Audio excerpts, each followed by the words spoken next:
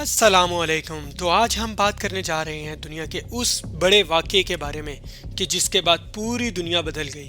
جی ہاں، تو ہم بات کرنے جا رہے ہیں 9/11 کے واقعے کے بارے میں۔ تو ہم بات کر رہے ہیں 11 ستمبر 2001 کی، کہ جس نے پوری دنیا کو ہلا کر رکھ دیا۔ اس واقعے نے پوری طرح سے امریکہ کو ہلا کر رکھ دیا۔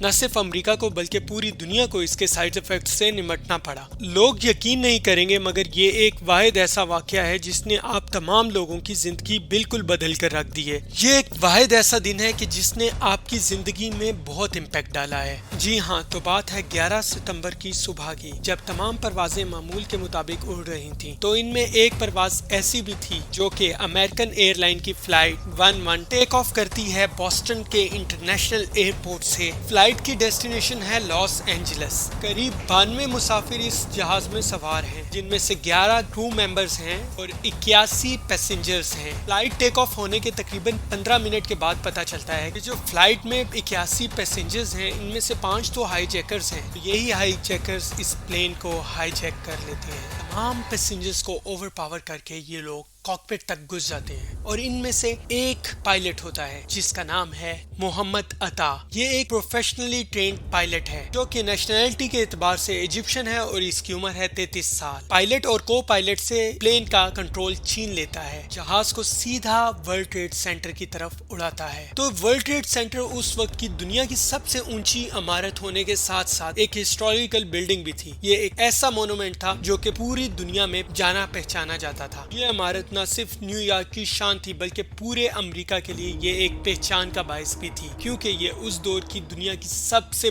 بڑی عمارت تھی۔ جیسا کہ یہ پلین ہائی جیک ہو چکا تھا اور اسی پلین کو ورلڈ ٹریڈ سینٹر کے نارتھ ٹاور پہ جا کر ہٹ کیا جاتا ہے۔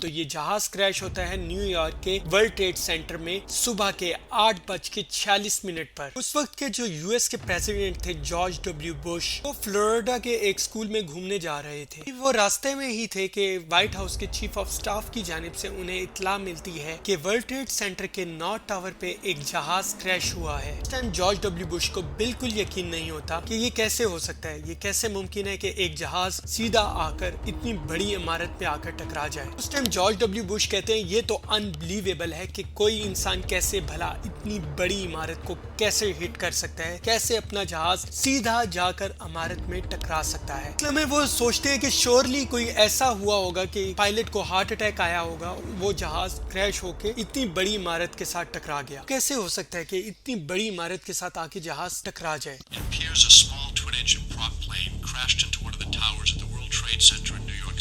Our collective response was, oh, what a horrible accident. The pilot must have had a heart attack or something. اس کے بعد ایک اور فلائٹ جو کہ بوسٹن سے نیو یارک جا رہی تھی، یونائٹڈ ایئر لائن کی فلائٹ 175، اس کو بھی 5 لوگوں کی جانب سے ہائی جیک کر لیا جاتا ہے۔ اس کو بھی ٹھیک اسی طرح ہائی جیک کر لیا جاتا ہے اور تمام پیسنجرز کو اوور پاور کر کے کاکپٹ میں گھس کے پائلٹ سے جہاز کا کنٹرول چھین لیا جاتا ہے۔ پہلے جہاز کے ہٹ ہونے کے ٹھیک 17 منٹ بعد یہ دوسرا جہاز ہے جو کہ سیدھا ورلڈ ٹریڈ سینٹر کے دوسرے ٹاور میں آ کر کریش کیا جاتا ہے۔ دوسرا کریش ورلڈ ٹریڈ سینٹر کے ساؤتھ ٹاور پہ ہوتا ہے اور اس کے بعد بھگدڑ مچ جاتی ہے۔ اس ٹائم جارج ڈبلیو بش جو کہ اسکول میں پہنچ چکے ہوتے ہیں اور وہ سیکنڈ کلاس کے بچوں کے ساتھ ریڈنگ پریکٹس کر رہے ہوتے ہیں، جس کا نام ہوتا ہے دی پیٹ گوٹ۔ اس وقت جو ان کے چیف آف سٹاف ہیں اینڈریو گارڈ کلاس روم میں گھستے ہیں اور جارج ڈبلیو بش کے کان میں بتاتے ہیں America is under attack. George Bush اس کلاس میں بیٹھے رہتے ہیں، اپنی ریڈنگ ایکسرسائز کو کنٹینیو رکھتے ہیں۔ تقریباً اگلے 7 منٹ تک وہ ایکسرسائز چلتی رہتی ہے۔ بچوں کے ساتھ بات چیت کرتے ہیں، ٹیچرز کے ساتھ، اور بچوں کو کمپلیمنٹس کرتے ہیں۔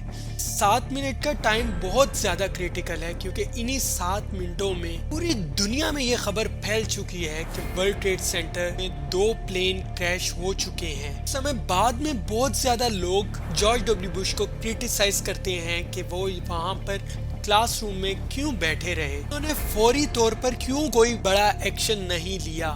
ان کو پتا تھا کہ 2 جہاز ورلڈ ٹریڈ سینٹر میں ہٹ ہو چکے ہیں، امریکہ میں اٹیک ہو چکا ہے اور جہاز کریش کر رہے ہیں، پھر بھی وہ اتنی دیر کلاس روم میں سکون سے کیسے بیٹھ سکتے ہیں؟ دونوں جہازوں کے کریش ہونے کے بعد پھر خبر آتی ہے کہ 2 اور جہاز ہیں جن کو ہائی جیک کر لیا گیا ہے۔ ایک ہے امریکن ایئر لائن کا فلائٹ 77 جو کہ واشنگٹن سے لاس اینجلس جا رہی تھی۔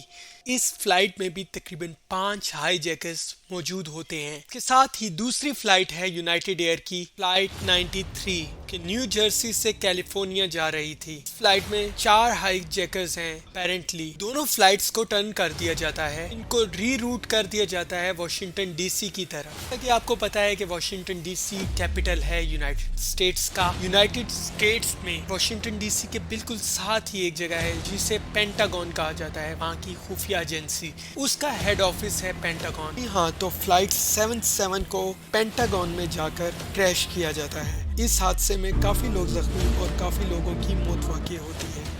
تیسرے کریش کے بعد یونائٹڈ اسٹیٹس کی پوری ایئر سپیس کو شٹ ڈاؤن کر دیا جاتا ہے، مینز جتنے جہاز آسمان پر اڑ رہے تھے ان کو فوراً نیچے زمین پر اتار دیا جاتا ہے۔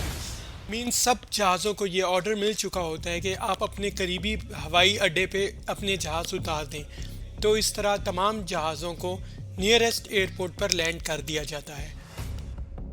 937 پہ جیسے کہ آپ کو پتا ہے کہ تیسرا کریش ہوتا ہے پینٹاگون کی بلڈنگ پہ، اس کی وجہ سے پینٹاگون کا کافی زیادہ حصہ تباہ ہو جاتا ہے۔ 9:59 AM ساؤتھ ٹاور پہ جو جہاز کریش ہونے کی وجہ سے آگ لگی تھی وہ اب پوری طرح سے بلڈنگ میں پھیل چکی ہوتی ہے۔ اس کی وجہ سے بلڈنگ کا سارا سٹرکچر کمزور ہو چکا تھا اور اسی وجہ سے یہ بلڈنگ کولیپس کر جاتی ہے، اور ایسے ورلڈ ٹریڈ سینٹر کا ساؤتھ ٹاور زمین بوس ہو جاتا ہے، اور اسی اسنا میں چوتھے ہائی جیک جہاز کا ڈر سب کو ستانے لگتا ہے۔ یونائٹڈ ایئر لائن کی فلائٹ 93 جو کہ چوتھا جہاز تھا جو کہ ہائی جیک ہوا تھا، وہ اب ہوا میں اڑ رہا ہوتا ہے۔ یہ ڈر سب کو لگ رہا تھا کہ یہ جہاز نہ جانے کس جگہ پر کریش کیا جائے گا۔ کچھ لوگوں کا ماننا تھا کہ یہ جہاز وائٹ ہاؤس میں یا پھر کیپٹل میں کہیں پہ کریش کیا جائے گا۔ وائٹ ہاؤس جیسا کہ آپ کو پتا ہے کہ بہت امپورٹنٹ جگہ تھی یو ایس کے لیے، کہ یہ جگہ یو ایس کے پریزیڈنٹ کا ریزیڈنس ہے،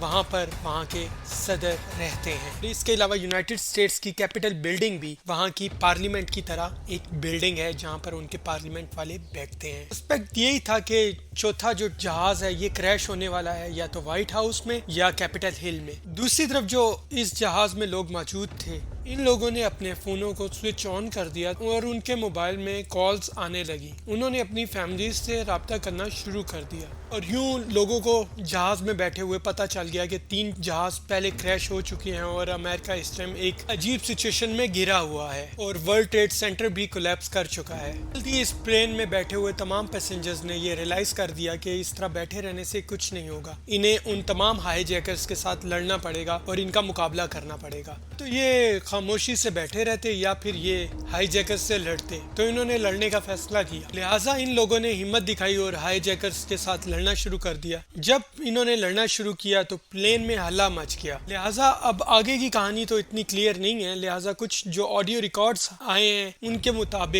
مطابق انہوں نے لڑنا شروع کر دیا اور اس کے بعد ایک فیلڈ میں پلین کریش ہو گیا۔ 10:28 پہ ورلڈ ٹریڈ سینٹر کا نارتھ ٹاور بھی کولیپس کر گیا۔ اس طرح خوفناک صبح جو کہ دوپہر میں بدل جاتی ہے، تب پتہ لگتا ہے کہ 3000 لوگ مارے جا چکے ہیں، تقریباً 6000 سے زیادہ لوگ شدید زخمی ہیں۔ کئی لوگ پینٹاگن میں مارے گئے اور کئی لوگ ورلڈ ٹریڈ سینٹر میں، اور کچھ لوگ جہاز کریش میں مارے گئے۔ اس حملے کے پیچھے جو سسپیکٹ تھے وہ اسامہ بن لادن تھے اور ان کے ساتھی اس حملے کے ماسٹر مائنڈ بتائے جاتے ہیں، جبکہ اس حملے کے کچھ ہی دنوں کے بعد اسامہ بن لادن کا سٹیٹمنٹ آتا ہے جس میں اسامہ بن لادن کہتے ہیں کہ میں اس حملے کا رسپانسبل نہیں ہوں۔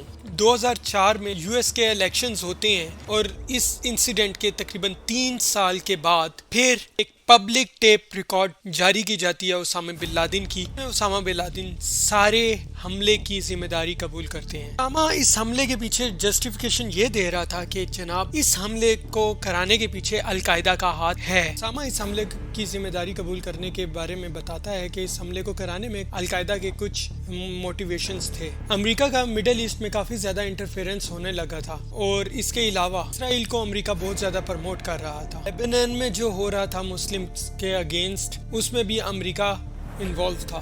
چیچنیا میں رشیا کو مسلمانوں کے اگینسٹ سپورٹ کر رہا تھا یو ایس اے. عراق کے اگینسٹ سینکشنز لگا رہا تھا یو ایس اے. سعودی عرب کے ساتھ جو کولیبریشن کر رہا تھا یو ایس اے. اپنے ٹروپس کو یو ایس اے سعودی عربیہ میں بھیج رہا تھا. اس طرح کی اور کافی وجوہات تھیں جن کو اسامہ بن لادن کی طرف سے بتایا گیا. اور ان تمام باتوں کو کرتے ہوئے یہ تمام ریزنز بتاتے ہوئے اسامہ بن لادن نے کہا انہی وجوہات کی بنا پر ہم نے یو ایس اے پہ اٹیک کیا. ہم بیسیکلی امریکہ کو سبق سکھانا چاہتے تھے ان تمام چیزوں کی وجہ سے. تمام ریزنز کا جو مین کنکلوژن تھا وہ یہی تھا کہ مسلمانوں پر ظلم ہو رہا ہے اور وہ ظلم امریکہ کی طرف سے کیا جا رہا ہے.